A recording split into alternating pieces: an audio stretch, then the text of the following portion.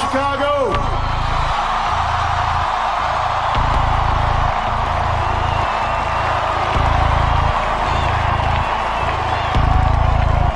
If there is anyone out there who still doubts that America is a place where all things are possible, who still wonders if the dream of our founders is alive in our time, who still questions the power of our democracy, tonight is your answer.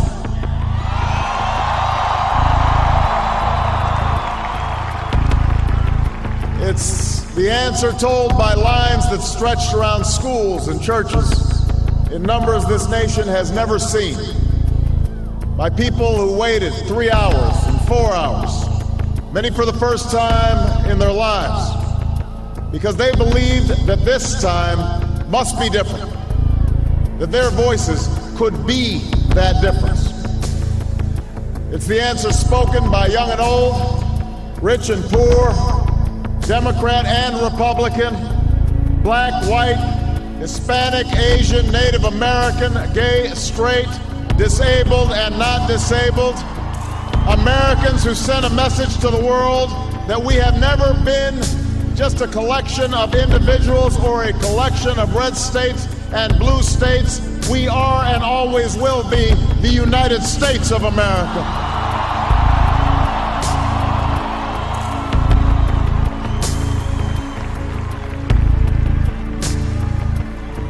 It's the answer led those who've been told for so long by so many to be cynical and fearful and doubtful about what we can achieve, to put their hands on the arc of history and bend it once more toward the hope of a better day.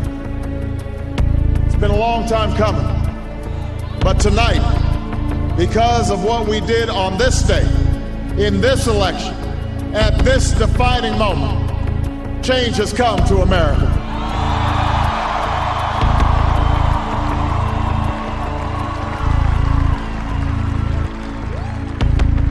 A little bit earlier this evening, I received an extraordinarily gracious call from Senator McCain.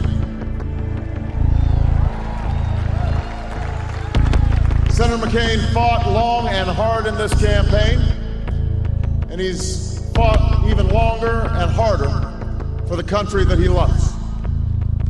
He has endured sacrifices for America that most of us cannot begin to imagine. We are better off for the service rendered by this brave and selfless leader. I congratulate him. I congratulate Governor Palin for all that they've achieved, and I look forward to working with them to renew this nation's promise in the months ahead.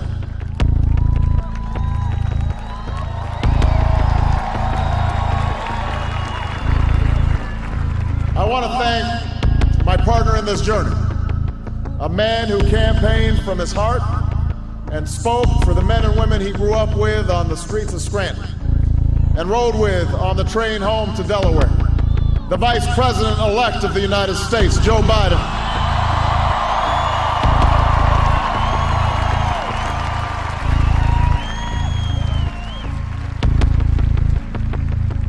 And I would not be standing here tonight without the unyielding support of my best friend for the last 16 years, the rock of our family, the love of my life, the nation's next First Lady, Michelle Obama.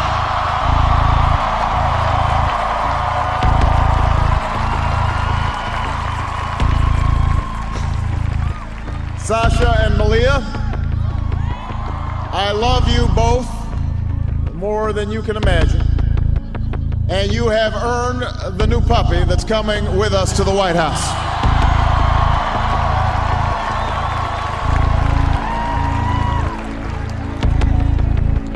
And while she's no longer with us, I know my grandmother's watching, along with the family that made me who I am. I miss them tonight.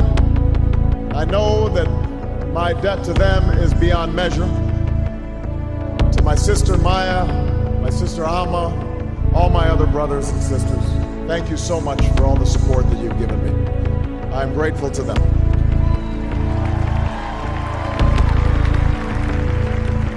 To my campaign manager, David Plouffe,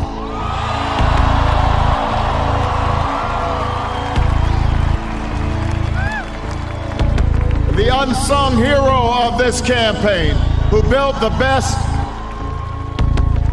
political campaign, I think, in the history of the United States of America. To my chief strategist, David Axelrod, who's been a partner with me every step of the way. To the best campaign team ever assembled in the history of politics, you made this happen, and I am forever grateful for what you've sacrificed to get it done. But above all, I will never forget who this victory truly belongs to. It belongs to you. It belongs to you. I was never the likeliest candidate for this office. We didn't start with much money or many endorsements. Our campaign was not hatched in the halls of Washington. It began in the backyards of Des Moines, in the living rooms of Concord, and the front porches of Charleston. It was built by working men and women who dug into what little savings they had to give $5 and $10 and $20 to the cause. It grew strength from the young people who rejected the myth of their generation's apathy, who left their homes and their families for jobs that offered little pay and less sleep. It drew strength from the not-so-young people who braved the bitter cold and scorching heat to knock on doors of perfect strangers, and from the millions of Americans who volunteered and organized and proved that more than 2 centuries later, a government of the people, by the people, and for the people has not perished from the earth. This is your victory.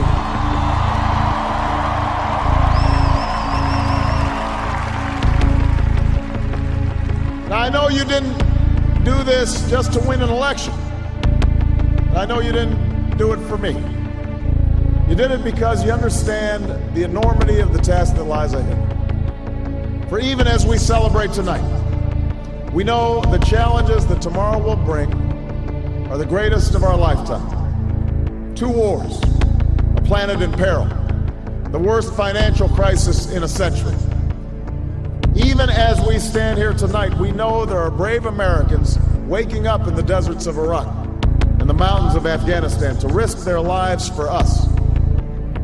There are mothers and fathers who will lie awake after their children fall asleep and wonder how they'll make the mortgage, or pay their doctor's bills, or save enough for their child's college education.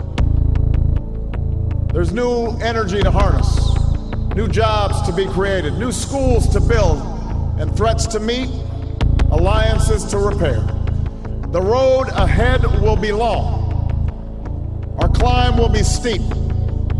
We may not get there in 1 year or even in 1 term. But America, I have never been more hopeful than I am tonight that we will get there. I promise you, we as a people will get there.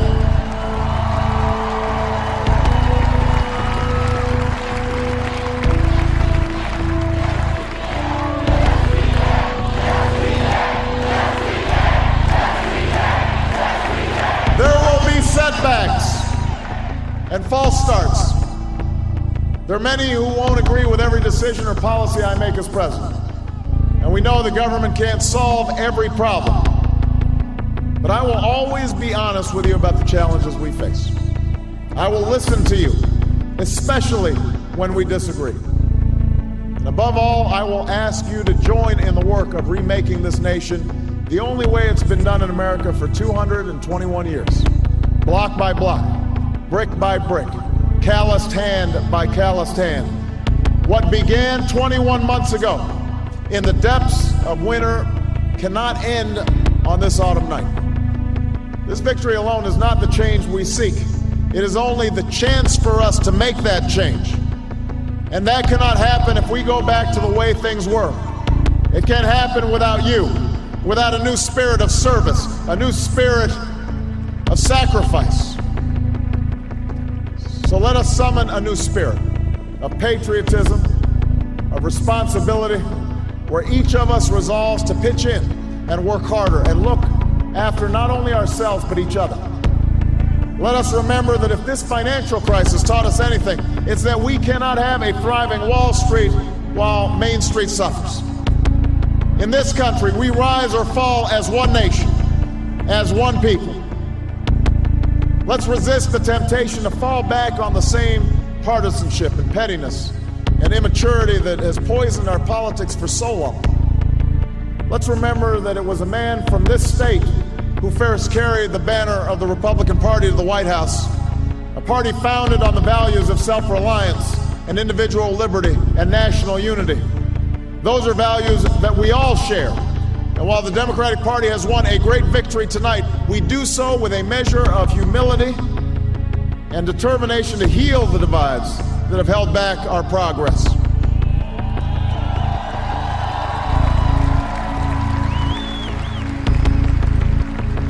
As Lincoln said to a nation far more divided than ours, we are not enemies, but friends. Though passion may have strained, it must not break our bonds of affection.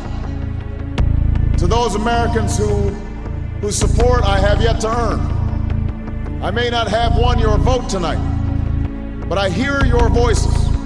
I need your help, and I will be your president too.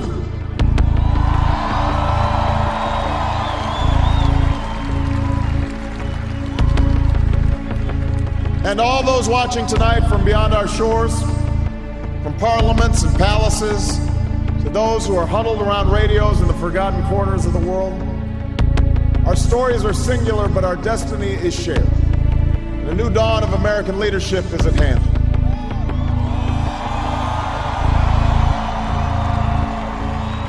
To those who would tear the world down, we will defeat you. To those who seek peace and security, we support you. And to all those who have wondered if America's beacon still burns as bright, tonight we proved once more that the true strength of our nation comes not from the might of our arms or the scale of our wealth, but from the enduring power of our ideals: democracy, liberty, opportunity, and unyielding hope.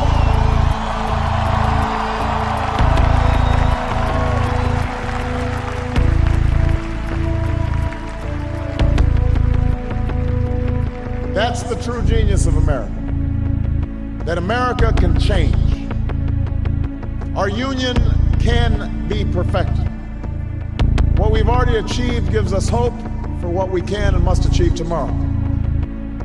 This election had many firsts and many stories that will be told for generations, but one that's on my mind tonight is about a woman who cast her ballot in Atlanta. She is a lot like the millions of others who stood in line to make their voice heard in this election, except for one thing. Ann Nixon Cooper is 106 years old. She was born just a generation past slavery, a time when there were no cars on the road or planes in the sky, when someone like her couldn't vote for two reasons: because she was a woman and because of the color of her skin. And tonight, I think about all that she's seen throughout her century in America: the heartache and the hope, the struggle and the progress, the times we were told that we can't, and the people who pressed on with that American creed: yes, we can. At a time when women's voices were silenced and their hopes dismissed, she lived to see them stand up and speak out and reach for the ballot: yes, we can. When there was despair in the Dust Bowl and depression across the land, she saw a nation conquer fear itself with a new deal, new jobs, a new sense of common purpose. Yes, we can. When the bombs fell on our harbor and tyranny threatened the world, she was there to witness a generation rise to greatness and a democracy was saved. Yes, we can. She was there for the buses in Montgomery, the hoses in Birmingham, a bridge in Selma, and a preacher from Atlanta who told the people that we shall overcome. Yes, we can. A man touched down on the moon. A wall came down in Berlin. A world was connected by our own science and imagination. And this year, in this election, she touched her finger to a screen and cast her vote. Because after 106 years in America, through the best of times and the darkest of hours, she knows how America can change. Yes, we can. America, we have come so far. We have seen so much, but there's so much more to do. So tonight, let us ask ourselves, if our children should live to see the next century, if my daughters should be so lucky to live as long as Ann Nixon Cooper, what change will they see? What progress will we have made? This is our chance to answer that call. This is our moment. This is our time to put our people back to work and open doors of opportunity for our kids, to restore prosperity and promote the cause of peace, to reclaim the American dream and reaffirm that fundamental truth that out of many we are one, that while we breathe, we hope, and where we are met with cynicism and doubt and those who tell us that we can't, we will respond with that timeless creed that sums up the spirit of a people. Yes, we can. Thank you. God bless you. And may God bless the United States of America.